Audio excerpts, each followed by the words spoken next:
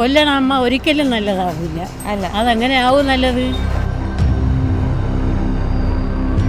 അവരെ അതേപോലെ നമ്മൾ നടു റോട്ടിയിട്ട് അവരെ 10 പേര് മുമ്പ് വെച്ച് അവർ കുടുംബക്കാർ റിപ്പോർട്ട് ചെയ്യണം. പ്രസവിക്കാത്തതായിരിക്കും ആ കൊച്ചിനെ എടുത്ത് പുഴയിൽ എറിഞ്ഞത്.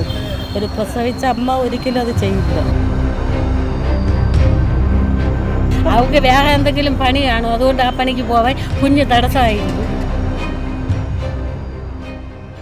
ദയവ് ചെയ്ത് എന്തിനു വേണ്ടിയിട്ടായാലും മക്കളെ ദേഹത്ത് ഒരു പോറൽ പോലും ഏൽപ്പിക്കരുത്.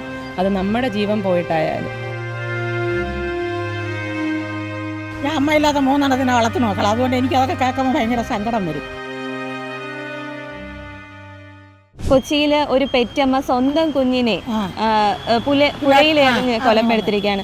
എങ്ങനെയാണ് ഒരു അമ്മയ്ക്ക് ഇങ്ങനെ ചെയ്യാൻ സാധിക്കുന്നത്? ഹൃദയമില്ലാത്ത അമ്മയായിരിക്കും. ഹൃദയമുള്ള അമ്മ ചെയ്യൂല, ഒരിക്കലും ഇങ്ങനെ ചെയ്യൂല. പ്രസവിച്ച അമ്മ ഒരിക്കലും ചെയ്യത്തില്ല.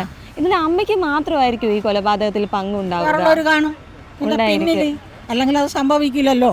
ഇല്ല. ഇപ്പൊ പോലീസ് എല്ലാം പറയുന്നത് ഈ അമ്മയ്ക്ക് മാനസിക പ്രശ്നങ്ങളുണ്ടെന്നാണ്. ആന്റി അതിൽ വിശ്വസിക്കുന്നുണ്ടോ? കൊലപാതകർക്കൊക്കെ മാനസിക പ്രശ്നം ഉണ്ടെന്നല്ലേ അവർ പറയണത്.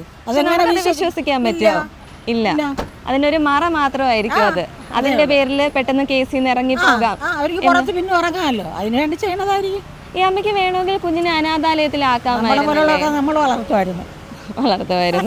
ഞാൻ അമ്മയില്ലാത്ത 3 എണ്ണത്തിനെ വളർത്തി നോക്കണം. അതുകൊണ്ട് എനിക്ക് അതൊക്കെ കേൾക്കുമ്പോൾ ഭയങ്കര സങ്കടം വരും.